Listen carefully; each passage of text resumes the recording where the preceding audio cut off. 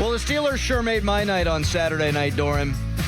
Zach Frazier goes to Pittsburgh, second round, 51st overall. It was touch and go there for a minute. I really thought if he were there at 51, they were going to take him. I didn't think he'd be there. He was, and, well, I started partying.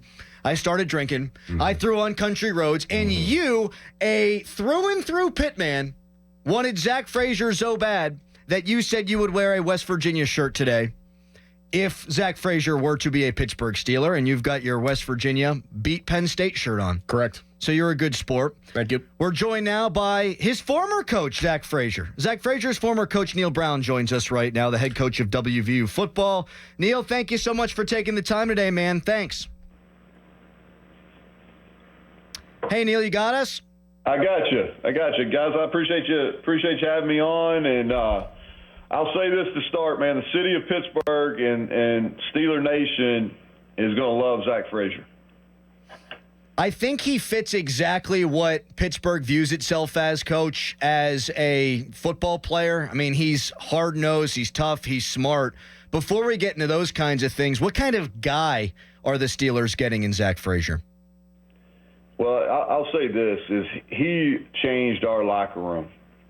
He came in as a freshman in our first true recruiting class, and on both line of scrimmages, we were below average, and he came in and with his work ethic and how he went about his business on a daily basis, both in the weight room, nutrition, how he took care of his body, how he studied, how he practiced, how he went about his off-season workouts, and really changed our offensive line room. And we went from a team that really struggled in 19 on the offensive line to a team that led all Power Fives in rushing last year, and 2 years in a row, top 10 in sacks allowed. Our defensive line is really one of the strengths of our team now, and because of his influence on the O-line, the D-line, that room completely changed too, and that was all because of Zach Frazier. And who Zach Frazier is, he has great character. I think he was raised the right way. His mom and dad and all of his extended family that's around Fairmont and Bridgeport are great people, and so he's been brought up the right way. And so he's a high-character guy that works extremely hard, and he absolutely loves football. And he doesn't just love playing the game of football. He loves all the work that goes into it, the weightlifting, okay, the film study. He is a football guy, and once he gets a really good feel for what the expectations are of him with the Steelers and what the offensive scheme is, I think he's going to start for them. I think he'll start early, and I really believe he'll start for a long time. Yeah, Neil, that kind of leads into my question to you. I mean, we all know that the physical traits are there with Zach Frazier. I mean, a former wrestler, you can't hate that if you're an offensive lineman. When you see him bully guys around, I mean, the toughness level is through the roof. I mean, he dragged, one of your players for a first down on a broken leg. Like, all those traits and measurables are fantastic.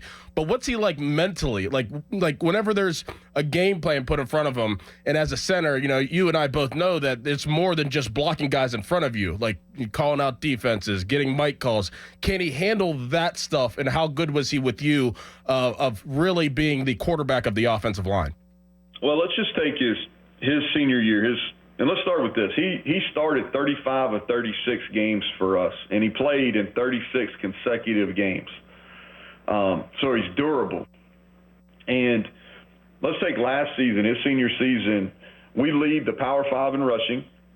And to lead the Power 5 in rushing, what you've got to have is you've got to make sure that your O-line and your tight ends are on the right people.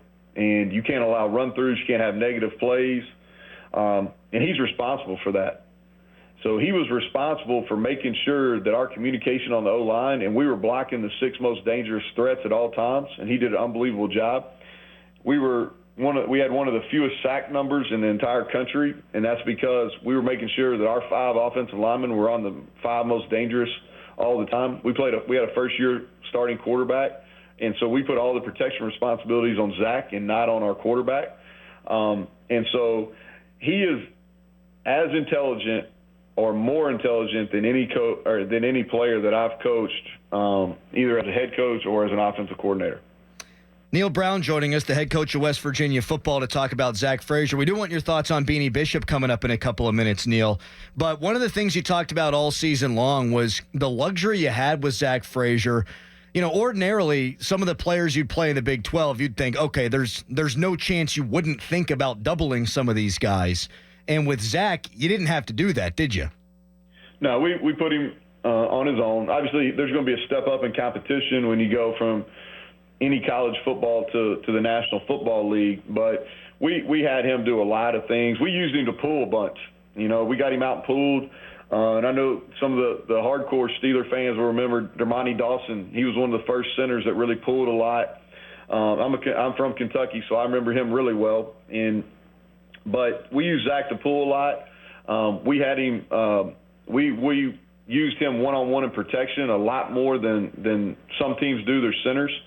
And so we had the luxury of doing that. And I believe as Zach gets a feel for going against NFL-type guys every single day and gets a feel for what the Steelers are going to ask him to do, I think he'll be able to do those same things at the NFL. Neil, Beanie Bishop, 5'9", probably slid in the draft because of his size. But, I mean, last year he had a fantastic year. What did he have, Carly? 20-some pass breakups? 20 pass breakups, 4 picks, yeah. 4 picks. I mean, what are the Steelers getting in Beanie Bishop? Signs as an undrafted free agent, but it was a hell of a player in college football. What are the Steelers getting at him? Well, I think this, too, and I'll say this about Zach and Beanie both, is the Steelers have a great feel for what they're getting. There's no NFL organization that's in our building more than the Steelers. Blaine Stewart's on our staff, who worked within the Steelers organization for 5 years. And so we have really good relationships with the Steelers coaching staff. They've been great to us ever since I've been here as the head coach.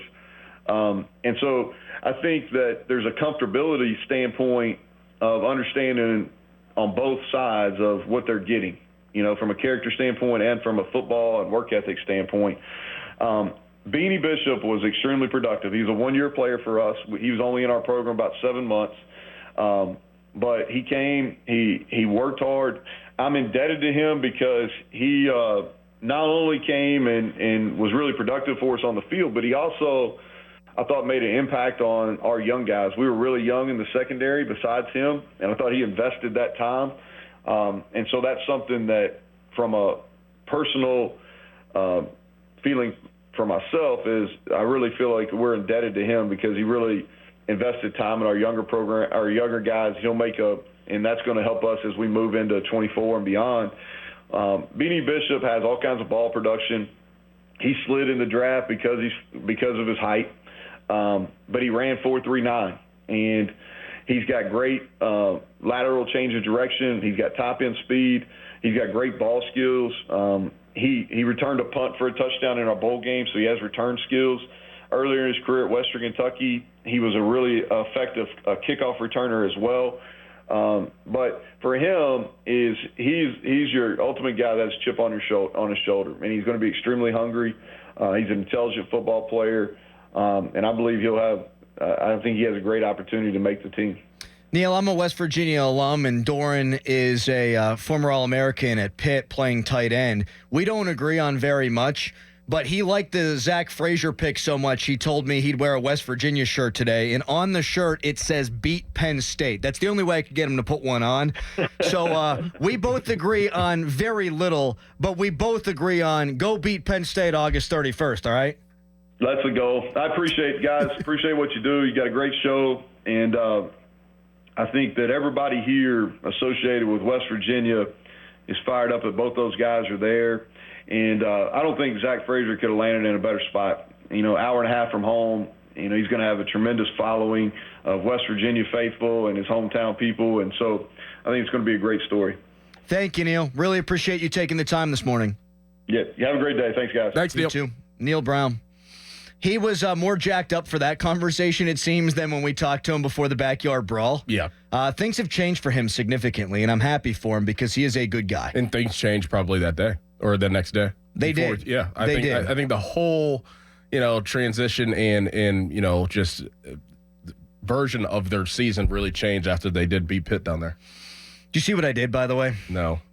I make fun of people who call Coach. Oh, you called him Coach. I called him Coach I early on. recognized that early on. I was did. Oh, look at that. Yeah, I called him Coach because he's my coach. He's my guy. He's my man. He's your guy now, yeah. Yeah. Of course He now. is. But I was not a Fire Neal guy.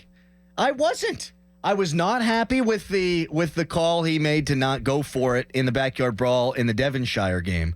But I was not down on Neal because I think he's been a good coach. They just needed to get the wins, and now the wins have come. I think you're on the fence. Zach Frazier, though, he did land in the perfect spot. You know, and he's a good guy. Without Zach Frazier, Neil Brown is not there anymore. Not there because Neil has always talked. You need, and so is Narduzzi and any good coach. You talk about player-driven programs. You can't win unless you have a player-driven program. And Zach Frazier's that kind of guy. And Beanie Bishop was transformative in his 7 months. I think he can come in and play slot for the Steelers. I don't know that you want a rookie coming in playing slot and starting right away, especially an undrafted guy. I bet you he makes the team because of special teams. He can return. He's also a willing tackler. And I would imagine that at some point he'll be playing slot for them this year. I really do. That position, you talk about competing, and Mike Tomlin talks about Justin Fields and Russell Wilson, but that position at slot corner, like he's going to have a legitimate shot to compete for that job. Like there's not really anybody in front of him. Right. There's people that want that job, like Dante Jackson, maybe, and if you find another outside corner, but Beanie Bishop's going to have the most legit opportunity to actually compete for a job and falling in the draft and having that opportunity is everything that you want. He's gonna have the way. Not only did Neil mention that Zach Frazier and Beanie Bishop are two guys that the Steelers know very well, 5 of their top 6 draft picks all came in for visits. So their top 4 draft picks last year, they came in for visits. Obviously, their first round pick was Kenny Pickett before, and they knew him very well. And then 5 out of these 6 guys this year, the first 6 guys this year came in for visits. The only guy who didn't was Roman Wilson. And, well, the tape does the talking for him.